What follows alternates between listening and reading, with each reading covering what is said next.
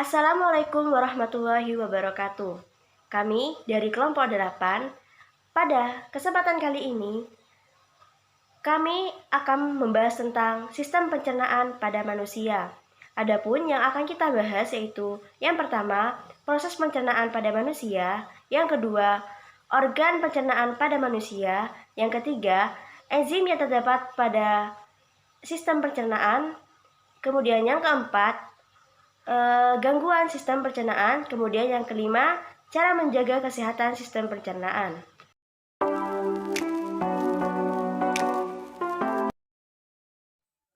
Nah, yang pertama itu ada proses pencernaan pada manusia. Di sini proses pencernaan pada manusia itu ada dua. Yang pertama itu proses pencernaan mekanis, terus yang kedua juga ada pencernaan proses yang kimiawi. Yang pertama itu kan ada proses pencernaan mekanis. Nah, proses pencernaan mekanis tersebut itu merupakan suatu proses pencernaan makanan yang mana dilakukan menggunakan gerakan-gerakan. Contoh halnya ya seperti mengunyah, terus menelan, memompa, menghancurkan, dan memeras makanan. Beda halnya dengan pencernaan yang berbasis kimiawi. Kalau pencernaan yang berbasis kimiawi itu suatu proses pencernaan yang mana pencernaan makanannya itu melibatkan enzim. Contohnya melibatkan air ludah dan lain sebagainya. Nah, untuk selanjutnya yaitu organ-organ yang ada pada tubuh manusia. Yang pertama itu ada namanya organ mulut. Nah, fungsi dari organ mulut itu untuk mengunyah makanan menjadi lebih halus agar mudah dicerna. Di dalam mulut itu ada yang namanya gigi. Tahu dong pastinya teman-teman apa itu gigi, yang mana itu gigi, tahu dong. Nah, fungsi dari gigi itu memotong makanan menjadi potongan-potongan yang lebih kecil. Nah, potongan yang lebih kecil dari makanan itu lalu dibasahi oleh air liur sebelum sebelum lidah dan otot-otot mendorong makanan ke dalam faring dan menjatuhkannya ke dalam kerongkongan. Terus di bagian luar lidah itu terdiri dari yang namanya papila. Apa sih papila itu? Mungkin teman-teman sudah tahu dong apa papila itu. Nah, papila itu tonjolan-tonjolan yang mana berfungsi untuk mencengkram makanan dan menggali rasa. Sementara itu, kelenjar ludah yang terletak di bawah lidah dan sekat rahang bawah itu menghasilkan air liur di dalam mulut. Terus organ yang nomor dua itu namanya kerongkongan. Habis mulut terus kerongkongan. Nama lain dari kerongkongan itu adalah esofagus. Apa sih esofagus itu? Esofagus itu saluran yang mana menghubungkan antara mulut dengan lambung.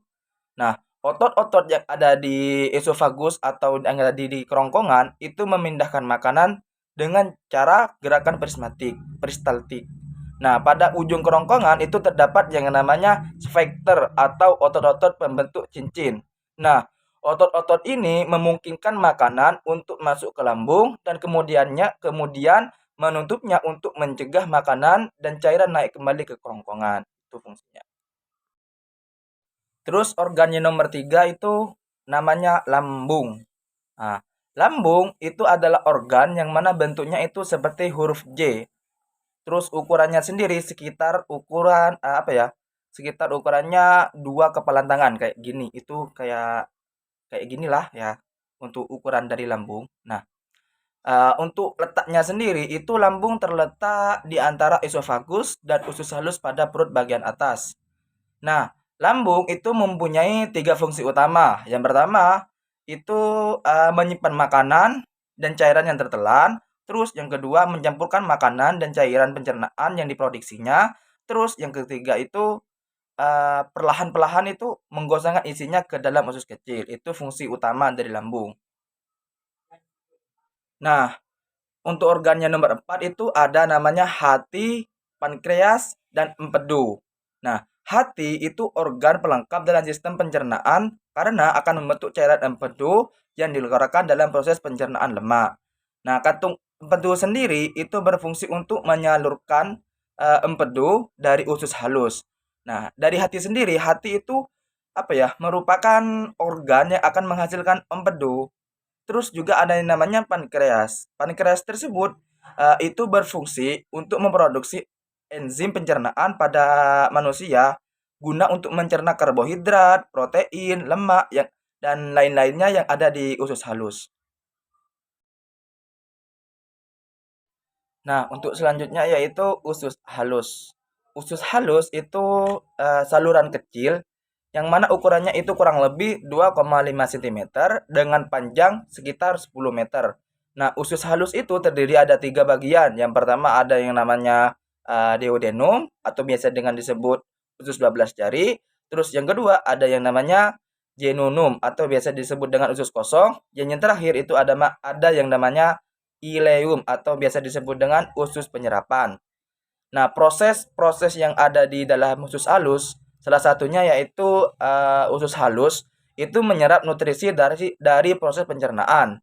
Nah, dinding yang ada bagian dari usus kecil atau biasa dikenal usus halus itu ditutupi oleh tonjolan yang namanya itu villi. Nah, tonjolan-tonjolan ini itu meninggalkan luas permukaan usus halus secara besar-besaran sehingga dapat menyerapkan zat gizi lebih maksimal. Lalu yang keenam itu ada yang namanya dengan usus besar. Nah, bentuk dari usus besar itu bentuknya menyerupai huruf U yang terbalik yang ada di sekitaran usus halus yang berlipat-lipat.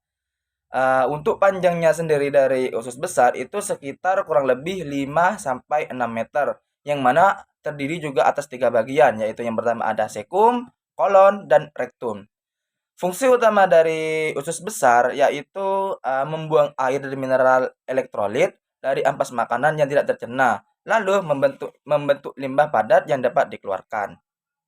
Terus yang terakhir itu ada yang namanya rektum dan anus. Nah, rektum itu bagian akhir dari usus besar yang mana berfungsi sebagai tempat penampungan feses sementara sebelum dikeluarkan dari tubuh.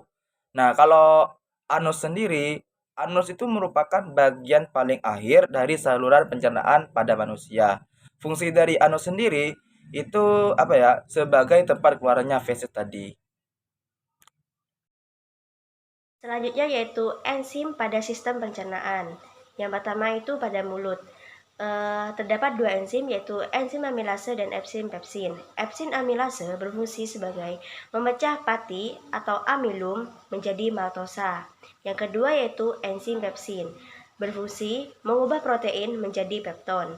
Kemudian yang terdapat di lambung yaitu ada tiga enzim. Yang pertama yaitu enzim renin. Enzim renin ini berfungsi mengumpulkan kasein yang terkandung di dalam susu. Yang kedua, enzim protease berfungsi memecah protein menjadi asam amino. Yang ketiga, enzim tripsin yang berfungsi mengubah protein pepton menjadi asam amino. Selanjutnya yaitu yang terdapat di pankreas.